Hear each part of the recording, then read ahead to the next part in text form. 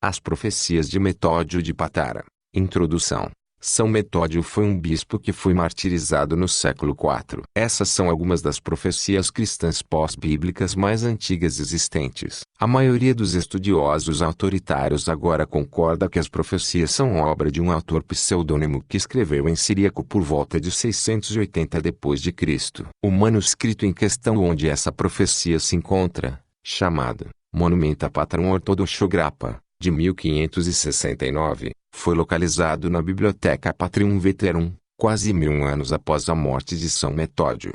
Abaixo apresentamos um trecho da profecia. Mas você pode conhecer uma profecia mais completa e similar no Apocalipse de Pseudo-Metódio.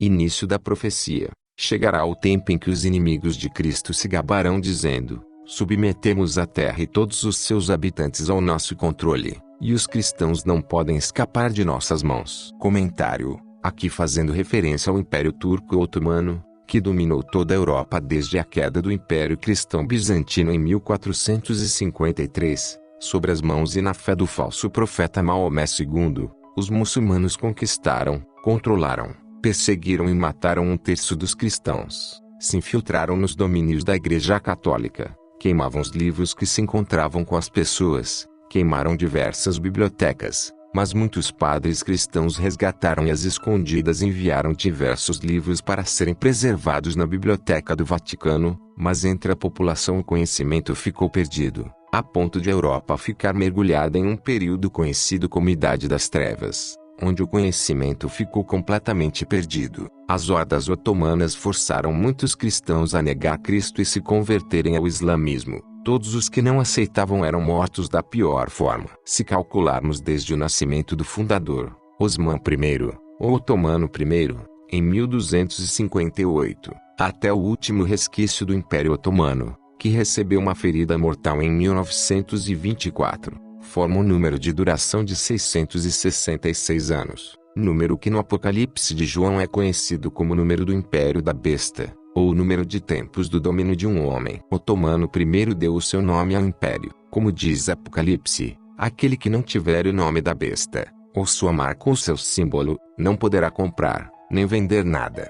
Ou seja, participar do capitalismo. O símbolo do Império Otomano, que era, e já não é, ainda que continua sendo, ou a marca da besta, é uma estrela de 5 pontas que hoje vemos marcando os documentos de todas as pessoas. Está no distintivo das polícias, nas bandeiras e brasões de quase todos os países, marca ao fundo as cenas da maioria dos filmes e jogos, é símbolo oficial do futebol, e está em quase tudo e em todos os lugares.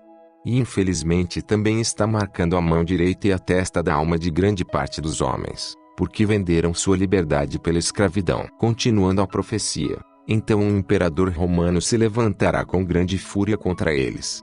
Cairá sobre os inimigos do cristianismo e os esmagará. Então a paz reinará na terra, e os sacerdotes serão aliviados de todas as suas ansiedades. No último período, os cristãos não apreciarão a grande graça de Deus que forneceu um monarca. Uma longa duração de paz haverá em seu tempo, e uma esplêndida fertilidade haverá na terra. Mas eles serão muito ingratos, e levarão uma vida pecaminosa, com orgulho no coração, vaidade, falta de castidade, frivolidade, ódio, avarezas, goludices e muitos outros vícios. Diz-se que os pecados dos homens se multiplicaram de uma forma que exalam de suas almas como um odor mais mau do que o de uma peste diante de Deus. Nestes tempos muitos cristãos duvidarão se a fé cristã católica primitiva é a verdadeira e única que salva, ou se porventura os judeus não estarão corretos em sua fé quando ainda esperam o Messias. Muitos serão os ensinamentos falsos e a perplexidade resultante deles. O Deus justo, por conseguinte, dará a Lúcifer e a todos os seus demônios poder para vir à terra e tentar as criaturas sem Deus. O Egito será desolado, a Arábia queimada com fogo, a terra de Ausania queimada, e as províncias do além-mar pacificadas. Toda a indignação e fúria do rei dos romanos brilhará contra aqueles que negam o Senhor Jesus Cristo. Então a terra ficará em paz e haverá uma grande paz e tranquilidade sobre a terra, como nunca existiu nem nunca mais existirá, já que essa é a paz final do fim dos tempos. Depois de uma semana de anos, quando eles já tiverem capturado a cidade de Japá, ou talvez Jafá, O Senhor enviará um dos príncipes de seu exército e os derrubará em um momento. Depois disso, o rei dos romanos descerá e viverá em Jerusalém por 7 semanas e meia, ou seja, 10 anos e meio. Quando os 10 anos e meio estiverem completos, o filho da perdição aparecerá. Quando o filho da perdição aparecer, ele será da tribo de Dan, de acordo com a profecia de Jacó. Esse inimigo da religião usará uma arte diabólica para produzir muitos milagres falsos, como fazer com que os cegos vejam, os coxos andem e os surdos ouçam. Os possuídos por demônios serão exorcizados. Ele enganará muitos e, se puder, como nosso Senhor disse, até mesmo os fiéis eleitos. Então o anticristo entrará em Jerusalém, onde se entronizará no templo e dirá que é um Deus. Ele será da tribo de Dan, a qual Judas Iscariotes também pertencia. Naqueles dias,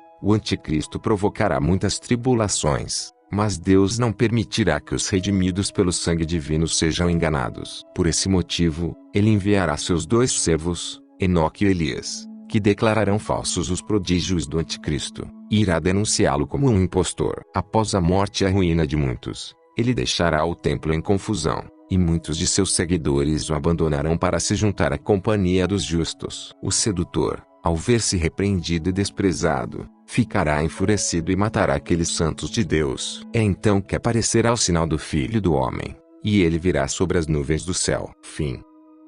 Ficamos por aqui. Se inscrevam no canal, ative as notificações, e compartilhem o conteúdo da página. Até a próxima.